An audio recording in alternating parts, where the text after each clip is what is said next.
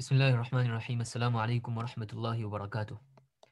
So, in this third session, inshallah, we'll discuss what our purpose of fasting is actually, and what is fasting, and when does fasting start and end. So, the first question before we go on to the purpose of fasting is, when does fasting even start and when does it end?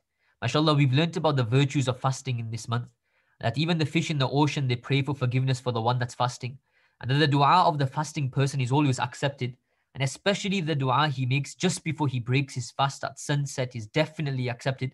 There's so many virtues of fasting, but when does fasting even start and end? So fasting, we've learned, is a pillar of Islam, and it is an act of great worship as well.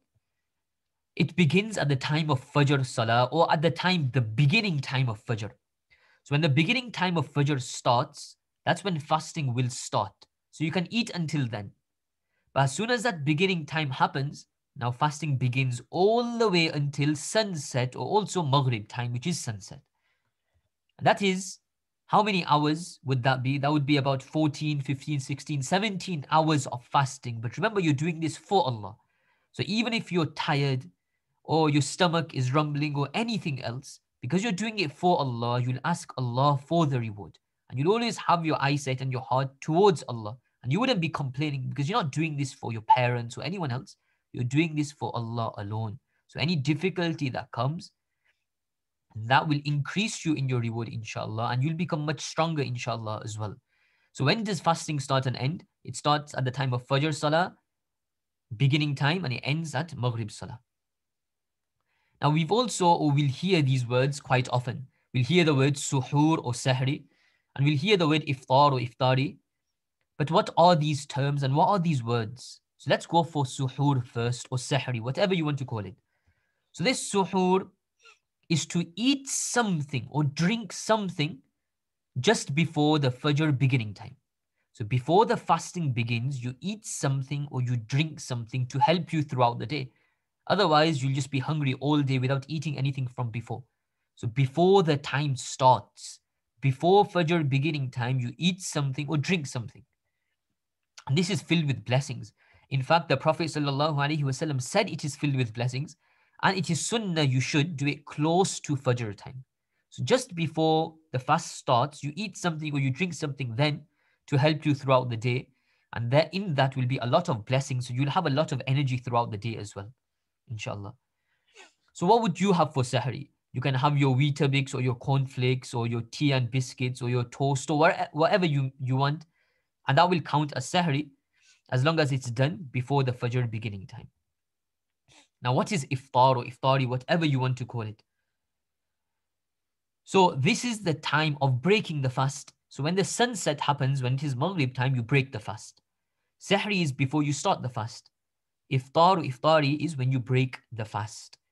And we can only break the fast at Maghrib time. When the time enters Maghrib Salah time, sunset, then we can break our fast.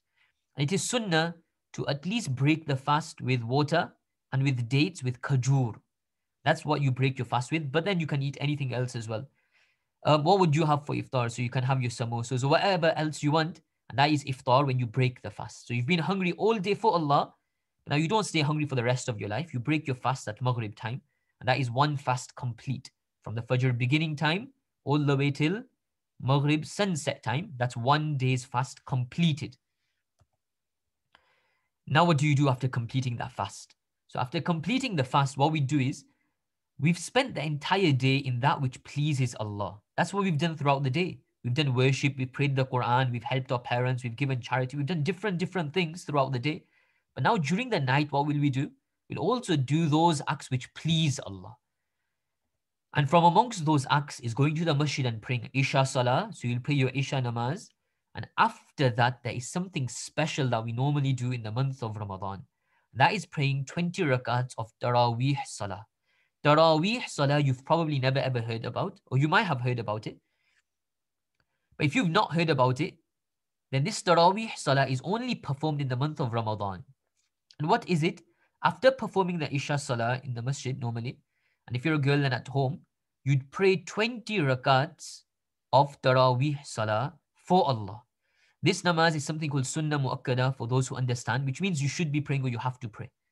And this is something special. And imagine praying 20 rakats of salah, 20 rakats, and your legs might be aching and you might be tired and you've been hungry all day and you've just eaten and now you have to stand in salah during the night as well, praying namaz. It will be quite late and you will be tired. But imagine how close you'll become to Allah. That you're doing all of this for Allah for just 29 or 30 days. And after that, on the day of Eid, you'll be so proud of yourself and you'll be much stronger now as well. And your legs will be much stronger as well.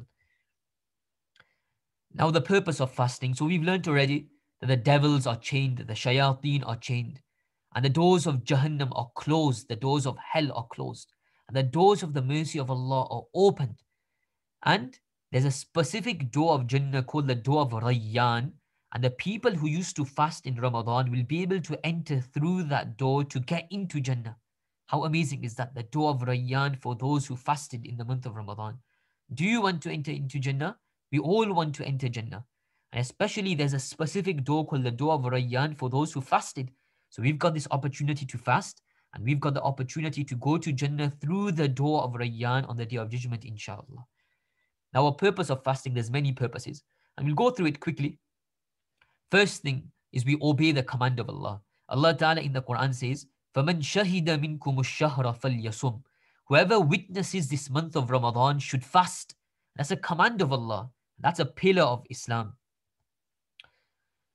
Not just that, we also want to help one another in the month of Ramadan. So you'll see in different places people donating food or donating money and giving out food in the month of Ramadan, helping one another, doing shopping and everything else, because it's meant to make us closer in the month of Ramadan.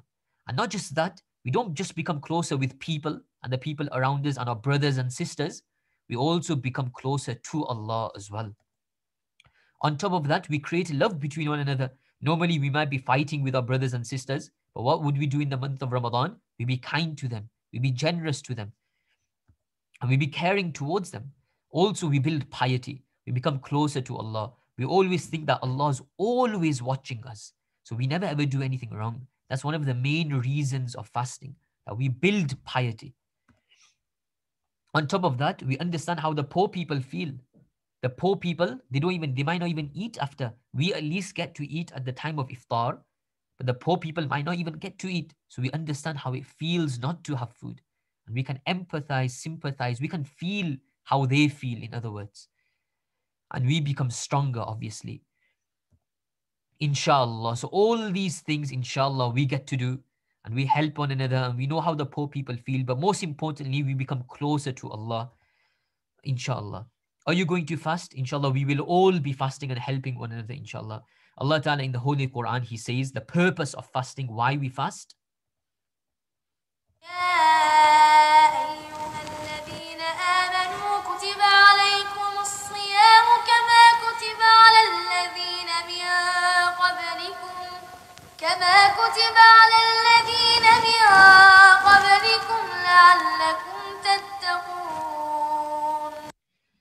So the main purpose of fasting is so we become Allah-fearing, we become God-fearing, we fear Allah, we become closer to Allah. We know that Allah is always watching us, and we become kind to everyone around us because we know Allah is always watching us.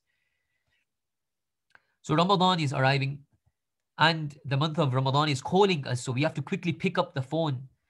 And once that month does come and we're waiting for it eagerly, what will we do? We'll be doing good acts of worship. And how will that become easy for us? Because Allah makes the month easy for His servants. We'll be hungry all day, but we'll have a lot of energy because Allah is the one who makes it easy for His servants and for those who fast in the month of Ramadan, inshallah. So are you ready to worship Allah during the month of Ramadan? Definitely, inshallah. And we are eagerly waiting for this month to come so that we can worship Allah. Now we'll pass it on to Mulana Hamza, who can go through the Kahoot, and he can go through a summary first, and then we can start the Kahoot quiz, inshallah. Assalamu alaikum wa rahmatullahi wa barakatuh.